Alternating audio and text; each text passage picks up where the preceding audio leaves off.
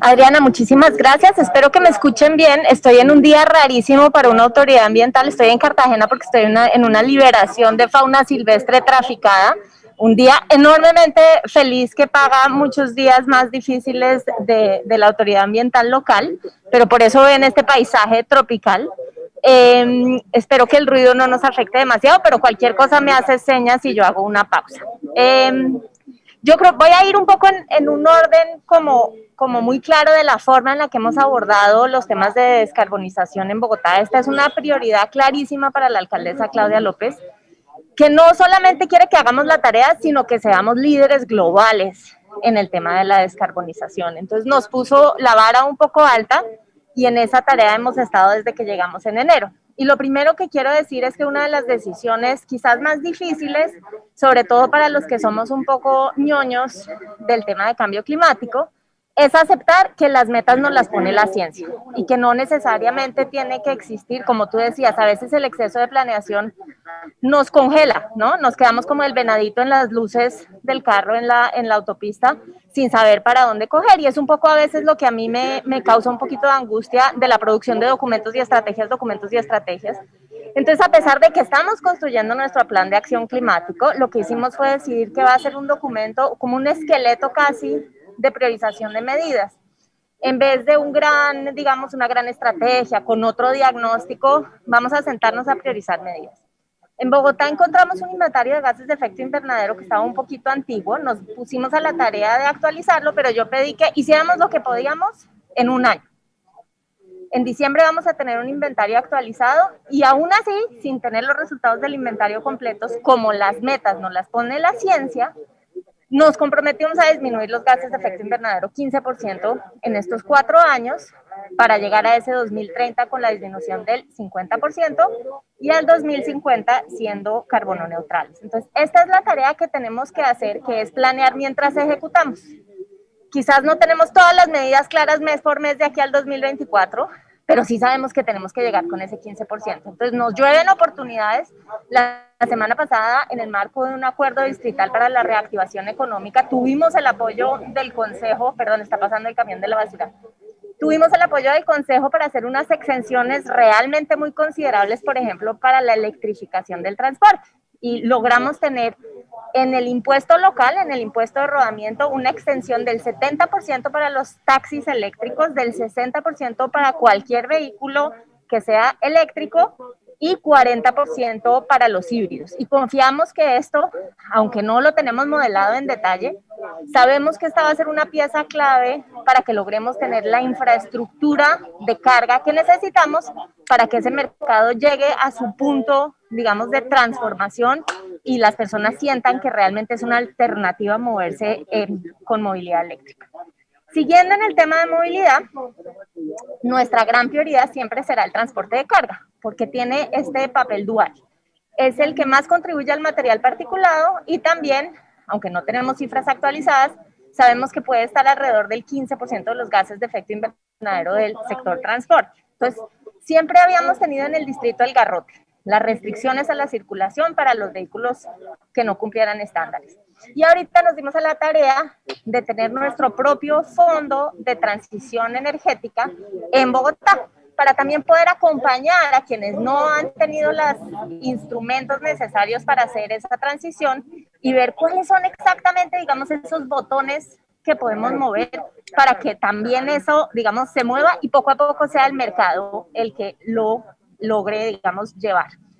Y ahí hay un punto muy importante, que es que rara vez hablamos de las cadenas de producción del transporte y no hemos tenido una conversación lo suficientemente seria con los constructores y con las grandes superficies que son en realidad los motores que mueven gran parte del transporte de carga en la ciudad y que deben tener una responsabilidad también, no solo en apoyar los procesos de transición energética de sus flotas, sean propias o sean ajenas, en el caso de los constructores casi todas son ajenas, sino que también le provean la seguridad necesaria a muchos de estos actores a lo largo de la cadena que se han quedado con tecnologías muy viejas porque no tienen opciones de retirarse, no tienen seguridad social. Entonces tienes conductores de 75 años en vehículos de 45 años, una fórmula que no funciona. Y esto nos lleva a un punto muy importante, que es que hemos enmarcado toda nuestra agenda de cambio climático, no solamente en lo normativo, en lo que tenemos que hacer nosotros, sino precisamente en un llamado al cambio de hábitos. Tenemos que tener claro que somos todos nosotros, cada ciudadano y cada ciudadana, el que tiene que cambiar de alguna manera su forma de habitar la ciudad, incluyendo sus decisiones de transporte, incluyendo sus decisiones de consumo energético. Somos nosotros quienes, digamos, tomamos la decisión del aire que respiramos y el consumo energético de nuestra ciudad. Y ahí hemos hecho un llamado al uso de la bicicleta, particularmente en el marco de la reactivación. Pasamos en este año de una crisis de calidad del aire entre febrero y abril, de la que casi no salimos porque además descubrimos que hay un fenómeno regional del arrastre del aire de los incendios que vienen del uso agropecuario. Y después, pues, digamos, a la economía cerrada como resultado de la pandemia, pasamos de muy malas condiciones de calidad del aire a muy buenas condiciones de calidad del aire, y nos importaba mucho que la reactivación no nos fuera a llevar rápidamente a malas condiciones de calidad del aire. Y además, pues en la bicicleta tenemos no solo el modo de transporte más sostenible, sino también el más sano. Y por eso logramos aumentar en 84 kilómetros los carriles para la bicicleta durante estos meses, y tenemos la meta de ampliarlos en 220 kilómetros más en el plan de desarrollo. Pero nada de esto tiene sentido si no cambiamos y no aprovechamos la oportunidad que tenemos al estar trabajando en nuestro plan de ordenamiento territorial. Y para eso la alcaldesa nos pidió que fuéramos muy ambiciosos y lográramos convertir a Bogotá no en una ciudad de 15 minutos, que sería quizás demasiado ambiciosa porque somos una ciudad de 8 millones de habitantes, pero sí que lográramos conceptualizar una división en distritos en los que en cada uno de ellos todos los servicios y el acceso al empleo y a la vivienda estuvieran disponibles para los ciudadanos en un periodo de no más de 30 minutos. Y en eso estamos trabajando con la Secretaría de Planeación. Es un plan realmente muy ambicioso que sin duda se tomará los 12 años del POT en volverse realidad, pero si no empezamos a pensar en las ciudades que desde el ordenamiento son climáticamente inteligentes, no va a haber soluciones tecnológicas suficientes como para que realmente logremos el impacto que queremos tener. Ahí se me está quedando en el bolsillo el tema de economía circular, uno también muy importante para nosotros. Lo primero es que sin buena separación en la fuente nunca vamos a lograr tener un modelo de economía circular realmente eficiente. El próximo año se renegocia el esquema de tarifas de la Comisión Reguladora de Agua, y nuestra ambición y lo que estamos trabajando de la mano con el gobierno nacional es que podamos darle a las personas un incentivo por la correcta separación. Lo que hemos aprendido de otras ciudades es que en el momento en que la gente siente que realmente no solamente es efectivo, pero que tienen un incentivo, no tiene que ser millonario, ¿cierto? Pero que se reduce en algo la tarifa de aseo, realmente hay un tipping point ahí y las personas empiezan a separar mejor. En Colombia siempre tendremos la obligación de incorporar a los recicladores y de dignificar el trabajo de los recicladores en la cadena de los residuos, pero la separación en el origen es la base para que todo el negocio funcione, y es un negocio. Entonces en lo que nos estamos concentrando es en liberar esos cuellos de botella para que el mercado pueda ser realmente eficiente. Ahí entra la cadena de los orgánicos, y sé que se me está acabando el tiempo, Adriana, la cadena de los orgánicos en la que necesitamos generar un cierre financiero, y en eso estamos trabajando con nuestros colegas de Cundinamarca, y por supuesto los residuos de la construcción, que además en estos años de construcción de metro, también lo que estamos haciendo es removiendo cuellos de botella, particularmente en temas de ordenamiento y normativos, con los que nos urge el apoyo del Ministerio de Ambiente, para que realmente el mercado, una vez más, pueda solucionar los temas de los cuellos de botella de RCDs. Y con eso, no solo se me está acabando el aire, sino que Adriana me está haciendo caritas. Entonces pasemos a las preguntas. No, lo único que no te puede pasar como secretaria de Ambiente es quedarte sin aire. Eso sí me parecería fatal. Amparo, Carolina, ¿qué tienes que decir al respecto?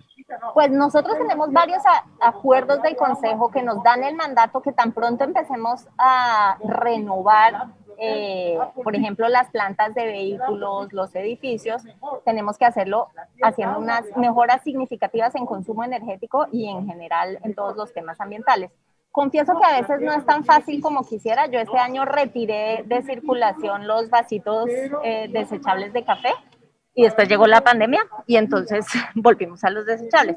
A veces, digamos, la inercia cultural y los temas de contratación en Colombia realmente no solo son complejos, sino que asustan mucho a los funcionarios. A uno le da mucho miedo no ser absolutamente competitivo en sus procesos de licitación y creo que en eso tenemos que trabajar mejor con Colombia Compra Eficiente para tener unos criterios claros que nos permitan darnos ese lapo. Pero además de esto, yo creo que uno de los temas claves es que junto con el plan de ordenamiento nosotros estamos trabajando en el plan de abastecimiento de Bogotá. Muchos no saben que esto existe, pero Bogotá para hacer su ordenamiento tiene que poner sobre la mesa cómo se va a abastecer particularmente de alimentos durante los siguientes 12 años. Y en eso estamos trabajando con la Secretaría de Desarrollo Económico para desarrollar dos factores específicos. Uno es una suerte de etiquetado para poder consumir los alimentos que vienen no solamente de Cundinamarca cuando se puede, pero de la RAPE. Si algunos de ustedes que viven en Bogotá lo vieron en los últimos meses, nuestro experimento fue un poco con estos mercados campesinos que venían de los departamentos de la RAPE y que nos ayudaron a reactivar también la economía campesina de los aliados que tenemos a nuestro alrededor, pero a la larga sí debemos, particularmente en el plan de alimentación escolar y en las compras públicas del distrito, priorizar la compra de los alimentos que vienen de la RAPE. Entre más cerca, menor huella de carbono, más eficientes. Y esto va de la mano con una segunda cosa, y es que necesitamos tener una logística mucho más climáticamente inteligente. Y por eso estamos planeando en el POT descentralizar nuestros centros de abastecimiento y dejar que todo el transporte dentro de Bogotá sea transporte de última milla y sea limpio. Esto, por supuesto, también se toma su tiempo, pero como eventualmente, como todas las ciudades, vamos a tener que decir que los camiones más grandes y más contaminantes no pueden entrar a las ciudades, si quieren, no pensando solo en cambio climático, sino particularmente en salud, tenemos que ir transicionando hacia un esquema de logística descentralizada que nos permita hacer eso realidad sin afectar el precio de los alimentos. Porque lo otro es que cualquier cosa en Bogotá que uno toca de abastecimiento cambia el precio de la canasta básica en el resto del país. Entonces no podemos ser muy temerarios, sino que tenemos que ser muy cuidadosos, pero muy efectivos con este tema. Pues yo lo que he visto del sector privado en Bogotá es muy alentador. Las empresas están, digamos, iniciando sus propias sendas de transformación y sin duda, pues el marco de incentivos tiene que ayudar. Como dije antes, un poquito de garrote y mucha zanahoria, porque realmente el crecimiento económico y la recuperación es del interés de todos nosotros y por eso estamos pensando en cómo, y esto lo digo también en los temas de ordenamiento, una de mis prioridades es que realmente logremos que los temas ambientales sean oportunidades y no solamente, digamos, restricciones. Siempre estamos restringiendo. Yo lo que le diría a los empresarios es que es momento en la agenda de descarbonización de concentrar sus esfuerzos en esta agenda y quizás hacer algunos sacrificios en temas de responsabilidad social empresarial, porque a veces veo como una responsabilidad social muy regada en muchos temas, cuando la agenda que tenemos en esto pues requiere muchísima concentración de ideas, de recursos para que logremos sacarla adelante y continuemos siendo competitivos en los mercados a largo plazo, porque lo cierto es que independientemente de lo que hagamos en Bogotá, cada vez quienes no se metan en la senda de la descarbonización van a ser menos competitivos en los mercados nacionales e internacionales.